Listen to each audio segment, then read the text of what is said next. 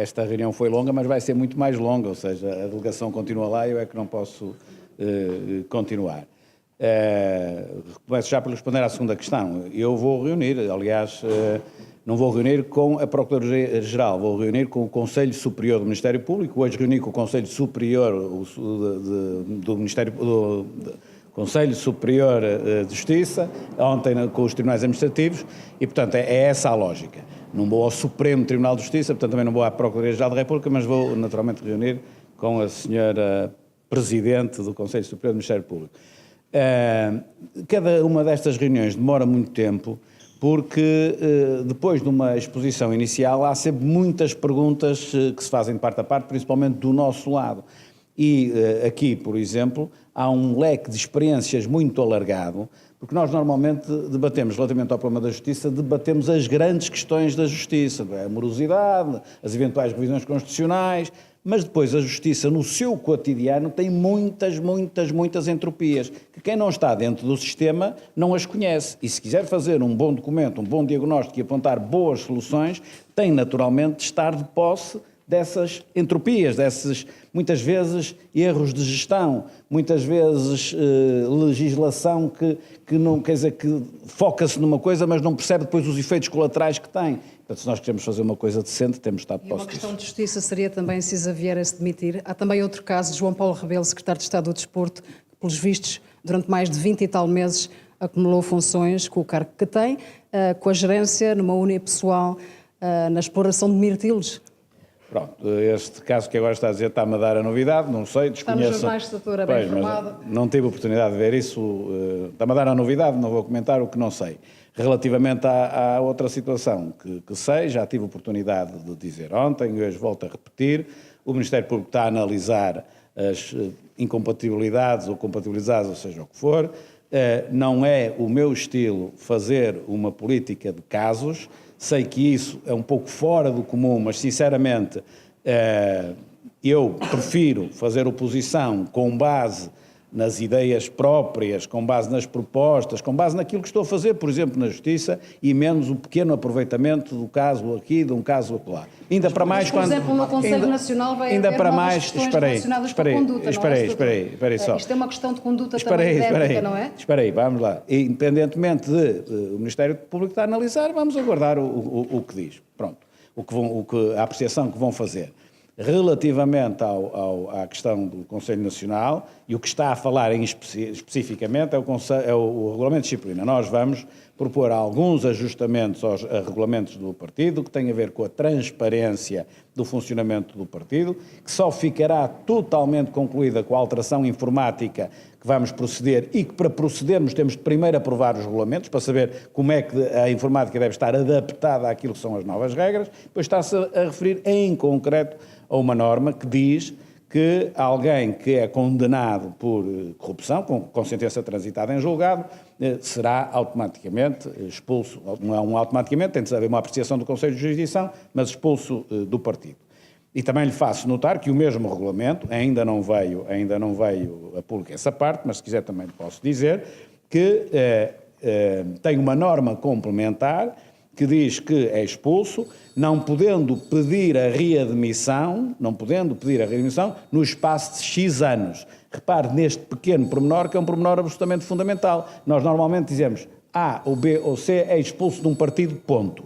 Se não tiver esta norma complementar, o que está a dizer na prática é que nós até gostaríamos que houvesse em Portugal a prisão perpétua. Imagine que alguém tem uma sentença transitada em julgado por corrupção aos 30 anos, vive até aos 80 e nem aos 70 poderia regressar, ficava condenado para o resto da vida. É preciso também ter esse cuidado. E, portanto, a pessoa tem essa condenação, é expulso do partido.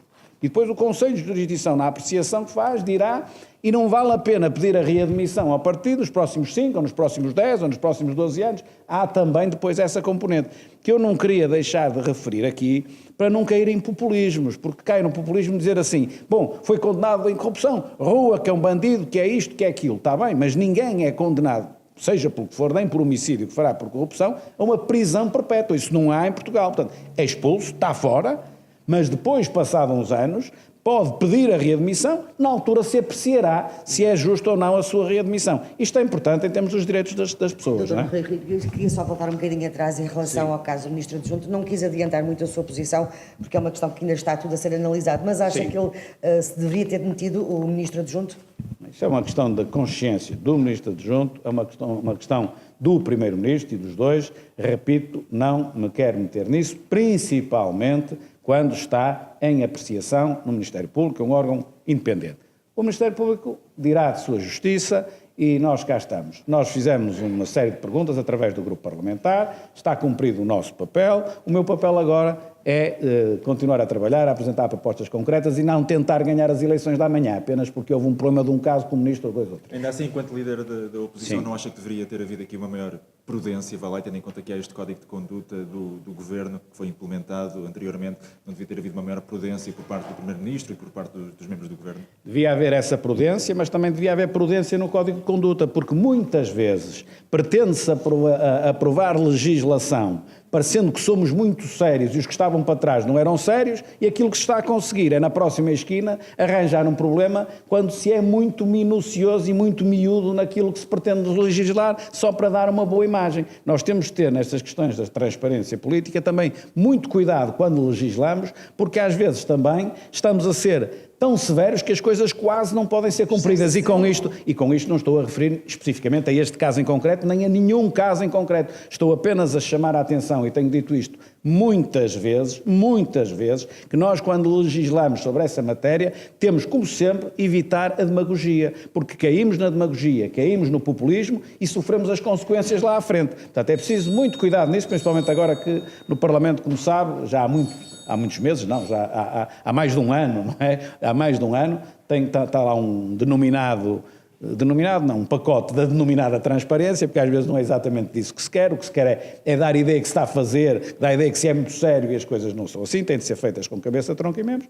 E, portanto, aproveito até este episódio do Ministro Adjunto, aproveito até o episódio do Ministro das Finanças no futebol, aproveito esses episódios todos para pensarmos bem, enfim, na forma como queremos legislar, para isto ser mesmo rigoroso e transparente e não demagógico, muitas Falar vezes. em questão de legislação, Sim. eutanásia, o líder parlamentar e o presidente do partido têm posições diferentes, liberdade de voto, é isso que deve ser feito?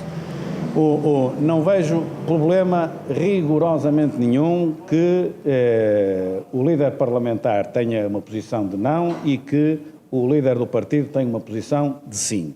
Não vejo problema rigorosamente nenhum. E é justamente por não ver problema nenhum que eu, logo no início, dei uma completa liberdade de voto ao grupo parlamentar do PST. Nem sequer é colocável em cima da mesa que não há liberdade de voto. É uma matéria onde tem de haver liberdade de voto. Agora, para haver liberdade de voto, têm as pessoas, cada uma individualmente, e neste caso os deputados, de poder votar totalmente em consciência. E aquilo que eu tenho notado um pouco na sociedade portuguesa é que, principalmente daqueles que estão do lado do não, há uma excessiva pressão sobre outros que possam estar no sim ou que possam estar com dúvidas, no sentido de tentar trazê-los para a sua posição. E isso, sinceramente, choca com a minha maneira de ser.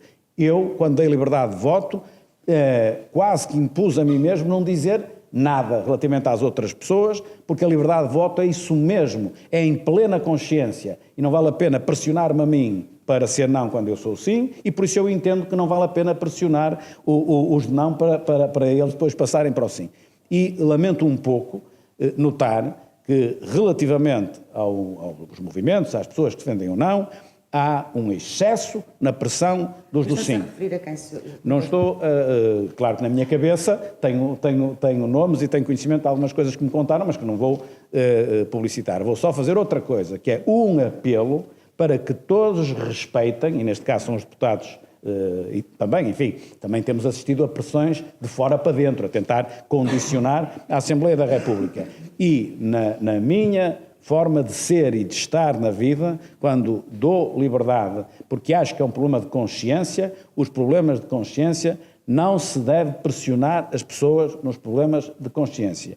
E, infelizmente, tenho notado, agora à medida que nos aproximamos mais do momento da votação, que eu penso que é terça-feira, tenho notado essa pressão, que me desgosta, porque gostava de ver uma sociedade mais livre, em que todos nos respeitássemos mais uns aos outros. Na nossa consciência, garanto-lhe que eu faço um esforço enorme para dar essa liberdade de voto, porque o impulso para eu defender o sim de uma forma muito violenta é muito grande. Mas depois tenho de respeitar os outros e tenho de me conter. E era isso que eu agradecia, e o apelo que eu faço, que na sociedade portuguesa todos fizessem isso, ou seja, uns são pelo sim, outros são pelo não, mas dessem liberdade e não exercessem pressão nenhuma sobre, neste caso, os deputados, que são quem vai votar. Acha que a sociedade já debateu este tema extensamente para poder votar em consciência na próxima terça-feira? Eu acho que a sociedade tem... sim, e os deputados ainda mais, mas a sociedade também, porque eu admito, vamos lá ver uma coisa, como sabe, eu, enfim, estou desde a origem num movimento pelo sim. Esse movimento, eu agora não lhe posso especificar, mas tem 2 anos, já tem bastante tempo. Eu próprio já participei em debates, ainda antes de ser líder do partido, admito que depois, como líder do partido, possa conter-me menos nessa convicção, não abandonando, mas conter menos. E, portanto, sinceramente, acho que a sociedade portuguesa sabe perfeitamente o que está em causa. Poderá haver, enfim, uma percentagem pequena que não saiba bem o que estamos a falar, mas acho que isto também não é muito difícil de entender. É dar a faculdade a uma pessoa que vai morrer, que não tem saída nenhuma, que está em grande sofrimento e que prefere antecipar um pouco a morte para fugir a esse sofrimento. Eu acho que isto não é preciso, enfim, ter grandes estudos para se perceber isto. Qualquer cidadão normal, na sua intuição normal, percebe isto. E digo-lhe mais, e já agora digo-lhe mais, quando dizem, bom, mas esta Assembleia da República, porque não foi debatido em campanha eleitoral, esta Assembleia da República não tem, ou estes deputados não têm, enfim, legitimidade para, mas então o que é que querem? Que na próxima vez que se façam listas, haja um partido que diz, só entra na lista quem é pelo sim, e outro partido diz, só entra na lista quem é pelo não. É isso que se pretende? Qualquer Assembleia da República que seja formada, seja que deputados forem, vão ter todos a sua convicção pessoal. E, portanto, isto há de ser sempre assim. Ou querem, não sei se querem que no caso do PSD, sendo eu o líder, diga só entra nas listas quem é pelo sim. Era isto que achavam democrático. E amanhã, se o líder depois fosse pelo não, na Assembleia seguinte diziam e só entra nas listas quem é pelo não. Por amor de Deus, eu acho que tem de haver, naturalmente, bom senso e, acima de tudo, o que é fundamental aqui, tem de haver respeito pela consciência de cada um. E a minha ideia, quando dei a liberdade de voto, que eu próprio já usei quando era deputado há muitos anos, não é? Aliás, se não houvesse liberdade de voto, eu isso não percebo os partidos que não dão liberdade de voto, sinceramente, até tenho dificuldade em entender isso. Se eu fosse deputado e numa matéria destas não houvesse liberdade de voto, para mim era-me indiferente. A minha consciência está acima disso. E foi sempre assim a minha vida. E, portanto, agora, como líder do partido, para mim é absolutamente indubitável. É a liberdade de voto e a liberdade da consciência de cada um mesmo. E tenho, repito, muita dificuldade em entender os partidos que não dão liberdade de voto. E em relação, doutor, àqueles que também têm dificuldade em entender algum possível entendimento entre o PS ou a esquerda e o PSD em matéria orçamental e outras, o que é que tem a dizer? Numa altura em que está a arrancar o Congresso do PS, os convidados do PSD estarão lá confortáveis na primeira fila? Claro que estão confortáveis, como os representantes do Partido Socialista estiveram confortáveis e foram naturalmente bem recebidos no nosso Congresso, como o Partido Comunista também esteve e também foi bem recebido, como é evidente. Mal fora se as coisas assim não fossem. Relativamente ao orçamento, não tenho nada a acrescentar àquilo que tenho vindo sempre a dizer. Neste caso está a falar do orçamento de 2019, não tenho nada mais a acrescentar àquilo que já tenho vindo a dizer.